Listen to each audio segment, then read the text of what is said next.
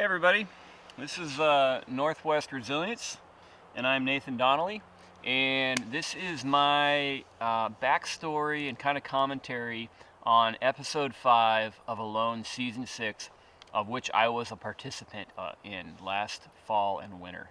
One of the biggest experiences in my life, most influential, absolutely, and most perfect challenge for me.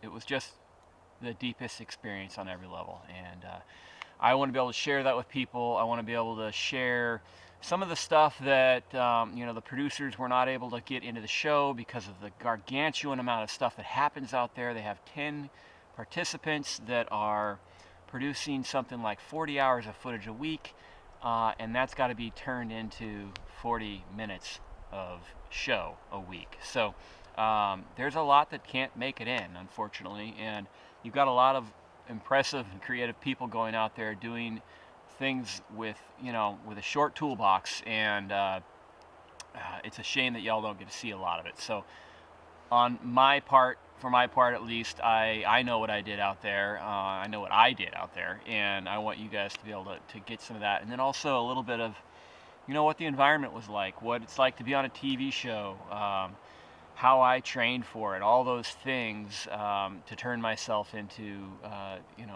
pretty prime participant on the show. So so let's get started.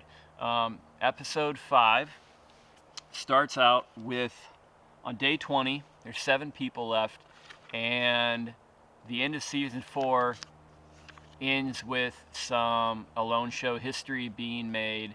Jordan puts an arrow in a moose. There's a quick teaser for the next episode, and he is tracking what looks to be a very bloody trail of bright red, bubbly blood. If you're a hunter at all, you immediately know that's a lung shot, at least a lung shot. The blood becomes more bright red and has air bubbles in it when it comes through the lungs. So depending on where blood is leaving a body, it can have different amounts of color or air bubbles in it or something like that. So, but a lung shot's pretty much, it's a dead ringer. You know if you hit their lungs or not, and it's a fatal shot. You don't get a broadhead passing through your lungs without it killing you eventually. So Jordan nails it. He gets a moose, and it's a different moose than the one that he missed just previous in early on in season 4, or episode 4, excuse me. I don't know that everybody caught that, but that first moose that he missed had a big, thick, palmated rack on it. This moose is more isn't palmated. It's got nice antlers on it, but they're not that broad, plate of that huge bull mooses get. This is a younger bull. He comments on that. There's actually, the History Channel puts out like a 2 or 3 minute little YouTube video on him processing that animal, and it has a little bit more information than the TV show was able to fit in there. But he makes a comment in that YouTube about the nice thing about getting a young bull is that it doesn't really negatively affect the overall population of moose. Young bulls, or bulls period, don't have offspring. It's the cows that do. So that's why often you already know this if you're a hunter, but typically you're going out to shoot the buck or the stag or the male of that species, because it's the females that produce offspring, and the males are able to impregnate multiple females. So it's not a big hit to the population except for that one animal, and Jordan cares about that. There was a lot of controversy about the moose dying and the fact that it took so long. I'm going to touch on that a little bit, but Jordan was there with deep respect. He knew what he was doing, and I thought he handled it perfectly. So let's go into that a little bit. He loses the blood trail. Blood clots. It stops flowing, and to me, what that said was that this animal is bleeding internally now. The blood is not leaving and probably filling up his lung with blood, and or the body cavity up above the diaphragm. You know, all mammals and birds, we've got a diaphragm that right around at the bottom of our rib cage, and we've got a bunch of organs up here and our digestive system down here, and they're separate from each other because of that diaphragm. So a shot through the lungs is going to fill up this upper cavity with blood if it's not allowed to leave the body. But that makes it a lot more difficult to track. And the ground up there, I think it's in like the, getting into the high 20s or so pretty regularly. It's definitely getting well below freezing every night. And the ground is frozen pretty hard. And even if you're a moose that weighs 600, 700, 800 pounds, you're not putting a lot of impact onto the ground, onto frozen hard ground, or moss that just springs back from, rebounds from your print right away, or just bare rock. So it can be a lot harder to track something even as big as a moose than you might think under certain conditions. But he ends up finding it. He does a good job of tracking it. He finds it before it finds him, before it knows that he's seen him again. He does not want to spook this animal because it still could kill him. It could still kill him immediately. Moose are hyper-aggressive animals, particularly that time of year when we were out there. They're still rutting. They've just testosterone just flowing through them like crazy, and they are one of those animals, you hear me quoting in I think season 1 or episode 1, that will just up and kill you just because you look funny to them. So he doesn't want to spook the animal for that reason, which is a darn good reason. The other reason is a lung shot, while it's definitely a fatal shot, it can take a while. The animal is still ambulatory for a while, and that means that if you spook it, typically an animal that gets an arrow through it doesn't really know what happened to it. It didn't see that hunter. Jordan did a really good job of ducking down behind the bushes after he threw his arrow, and that moose didn't even know he was there. It felt something like a twinge come into his side, and probably didn't know a whole lot else of what was going on. There's not a whole lot of nerve tissue deep in our bodies or in anything's body that's feeling that. It feels a hole in its side and probably feels really weird with what's going on in it, but it's probably just really confused. And it's shortness of breath, it's almost certainly going through, but typically if you're an animal that's happening, you're going to go chill out somewhere. You're not trying to work yourself up or whatever. You're not trying to be stressed out. And had Jordan decided to try and get closer for another shot, I think he said he was about 50 yards back, he almost certainly would have spooked the animal, which was going to be hyper alert at that point, and caused it a lot of stress, either to run off, or even if he was able to put another arrow in it, maybe it would have died faster, maybe it would have just been a big pain in the ass. But I know, and every hunter knows, when you have an animal that's certainly going to die, let it die. Give it its time, give it its peace, give it whatever it needs to do to meet its maker or whatever, and just let it die. Going off after it and being impatient and chasing it is not more humane. It's not better in any way. It's a reflex. And when humans act on their reflexes, their whatever, instead of reasoned intent, things tend to go wrong. And I'm really impressed with Jordan's ability to recognize that he had an animal dying in front of him and wait for 3 hours, be very patient when he wanted more than anything in the world to put another arrow through its heart, to realize that was probably not the best case, the best thing to do for him or the moose. And he was patient. And then he processes that entire animal with a teeny little Leatherman blade, a whole moose, and he's at it till 10 at night. I think the moose finally dies at about a quarter afternoon. He shoots it sometime around 9 a.m. That's a long, exhausting day of work to butcher an entire moose with a Leatherman, distant from camp, and then hike it back. And they figured out that the number of times he had to walk back and forth to haul all that moose over. He covered 6 miles carrying a moose. That's pretty impressive. So all the stuff about, that animal suffered, it's not like if you and I got an arrow, stuck on us and we just had to worry about it for all that. This thing is probably just confused, feeling uncomfortable, not really knowing what to do, but not necessarily, going through all the things that we would go through in our heads if something similar had happened to us. Yeah, I think I even see at one point the moose is still eating with an arrow in it. Like there's a time where it looks like it like literally takes a bite of something. So it wasn't that all amped up that I think a lot of people just kind of immediately jump to assuming. Then we jump to Barry. Barry's got a nice crowberry field out in front of his place. For the episode 4 video, I talk about crowberries a little bit as being a diuretic, meaning they will cause you to urinate more.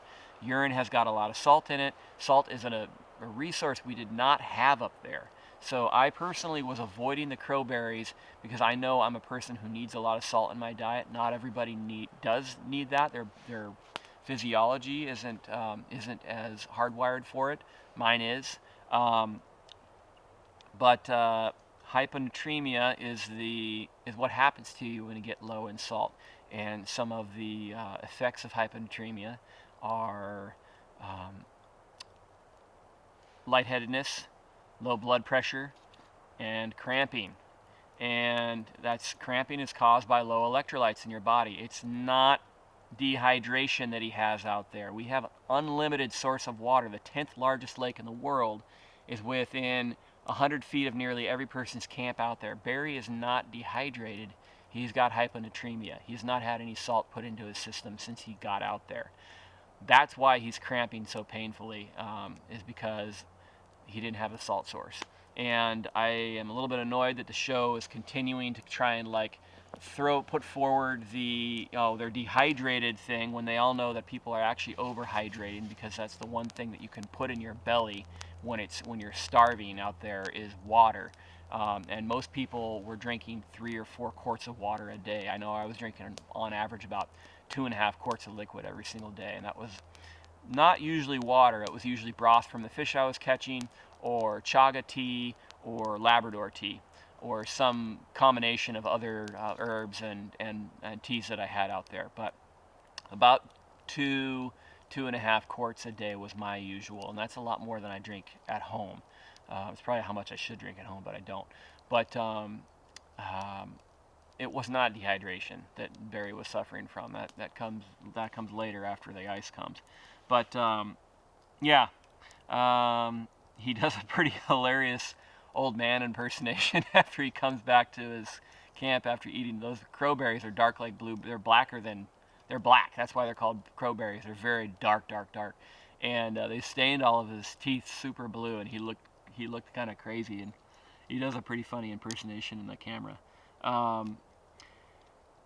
And while he's eating those berries, he talks a bit, or actually he goes out fishing, and he doesn't have any luck with it, but he's talking about, that fight between what you want to do, what your will says, which is to stay out there and keep fighting, keep hunting, keep fishing, keep persevering, and what your mind wants to do, which is go walk to the refrigerator and drink some chocolate milk and hug your wife and do all those things, and the fight between those. And that's there's something I think I've kind of been realizing. I realized just as I was going out there. We're all standing around on the tarmac getting ready we're talking to the helicopter pilot, or rather he's talking to us about what we got to do to not get our heads cut off by the props when we approach the helicopter or leave the helicopter, and all the safety talk that we all get. And I've been on helicopters a few times for search and rescue and wildland firefighting, and I'm fairly familiar with that. But I'm kind of thinking a little bit about this is it. This is the moment where I disappear into the wilderness, maybe for good, and I have this cold flush of terror run through my veins, like my blood just went ice water, for about 10 to 15 seconds. And I have the realization at that time that it's not the wilderness that I'm going up against out there. I have a button to push. We all have the yellow brick. We all have a satellite phone. We can all tap out. It's not the wilderness. It's me. I'm the one who pushes that button or doesn't. I'm the one who decides, every challenge, whether or not I'm going to decide to meet it or whether I'm going to go home for it. And I had this realization that A, I'm going out on the coolest camping trip of my life and I'm going to get paid for it. And B, what I'm really afraid of is me going out there against me. Um, it's a little bit of like, imagine if you could clone an exact replica of yourself, mind, body, and soul, okay, to compete against in anything, physically, mentally, whatever. You're going to compete against this exact version of yourself. How could you create a more perfect opponent for you than you? And in a really weird way, Alone kind of does that, because we decide how much of the experience we're going to go through. We don't decide the experience exactly, but whether or not we're going to put ourselves through it is what we're doing. And I had that realization before getting in the helicopter, and it was kind of comforting almost, and also really horrifying, because I knew I had a rough idea of what I was willing to put myself through, and that scared me a little bit, but it also let me know that it was in my hands, and so it was both sides of the coin, I guess. But that's kind of what Barry's musing over, I can just tap and get out of here, kind of reminded me of, and it's a bit of an insight that it took me a while to understand. Cuts to Brady. He's got a really solid shelter. He's done a really good job of making a pretty solid wall of logs with A-frame roof, which is, I think, Wonia has, and Jordan has something similar, and I think there was, I can't remember if Michelle and Nikki's shelter was quite A-frame like or not, but it was a pretty common and good way to go. I think I might actually, do it that way if I was to do this whole thing again. Do it similar to how they did. Great solid shelter. He's kind of musing to himself, oh, I wonder who might be out there eating moose right now, and wouldn't that be nice to be eating a big old moose steak? And they edited it that way. This is right after Jordan takes the first moose in Alone history. But he decides to go for a scout. I'm not sure exactly what he's scouting for. It must be for trapping, because he decides to make the call to not bring a bow, no archery equipment. He hasn't seen it paying off in the show in a big enough way to be worth one of his 10 items, and leaves it behind. I'm not sure what his experience with archery is either. I mean, you can't become an archer overnight if it's not something that you already do. There's not a point in bringing a bow and learning how to do it a month or two before you leave. So I'm not sure if that was a part of it as well, but he makes the call to not bring a bow, goes for a scout, I'm guessing for trapping and just to kind of get the lay of the land, and finds a lot of old game trails. And that's something that was really similar to my experience out there. There was game trails and spoor aplenty on my site. I mean, everywhere. You couldn't walk a few feet without finding muskox and moose poop everywhere. Old trails everywhere. But they were all old trails.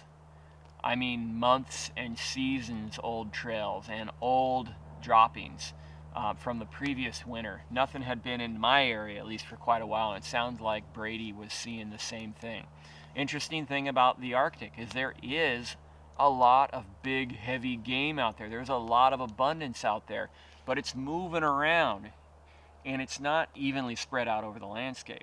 It's animals that are migratory. It's animals that go to this part of the forest only in the deep winter time, and they avoid it all other times. And I think that's kind of the situation where I was. I was in a lower, denser, flatter forest type than Brady was, but where I was thinking that I'm going to hopefully potentially see these big animals come in when weather gets super hairy and they need to get cover. Other than that, they're going to be out in the old burn where the cover's been burned off, and there's a bunch of fresh four-year-old brush and stuff that's perfect moose food. So I think Brady was kind of seeing something similar. I can't remember if he looked like he was in the old burn or not in his footage. I don't think he was, though. So he was probably in a more similar forest type to me than, say, Jordan.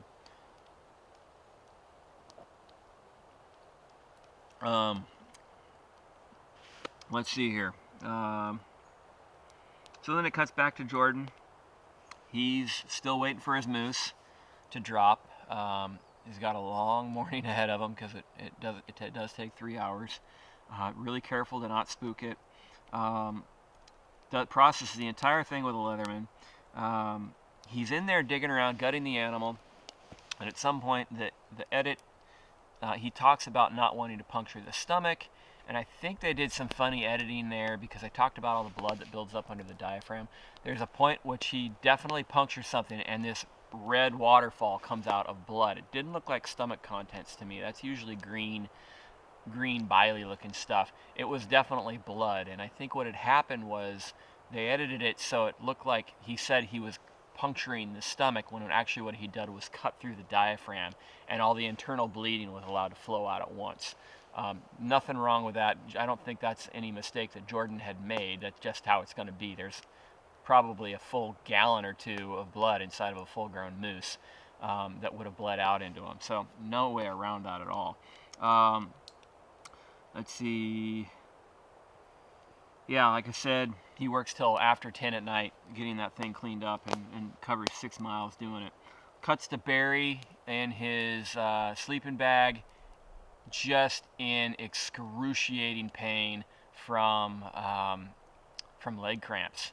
He is being killed. I mean, he's in great pain. You can hear it in his voice. And if you haven't experienced full-on leg cramps before, it is horrible. I had a few hamstring leg cramps, which are awful. I don't remember ever having them in my quads, which I always remember being the most painful ones, and I bet that's what Barry was dealing with. But the cramps that I did have while I was out there were after I built my internal sleeping shelter. I built a great, as big a shelter as I could make with that big tarp that we got, and then I built a smaller shelter inside of that for just sleeping in, about a little bigger than a coffin. And to crawl into that coffin, I came in through like a side door hole, and I had to like scrunch up all tight and get myself jammed in there. And every once in a while, probably happened to me about 6 to 10 times, one of my stomach muscles, the 6-pack muscles, would go and just crunch up so hard. And I was in this tight little thing, and I was all bundled up trying to get in there, and I couldn't stretch out anymore. And I would lay there for up to a whole minute while one of those muscles was just tight as a baseball in my gut. And the only way I could make it go away was just to meditate it away. I couldn't stretch in there. There wasn't room for it. And I almost developed a little bit of a phobia of crawling into bed, because there was a slight chance that might happen again. And it was just awful. It was the worst ever. I definitely was suffering from hyponatremia. I ended up blacking out, I think, in episode 3, and was woozy all the time. I talk about the trail mix that I made as one of my 10 items in there, and how I put a lot of salt into it. I recommend looking at that episode 3 video that I put together I go pretty in depth into how I worked around that. But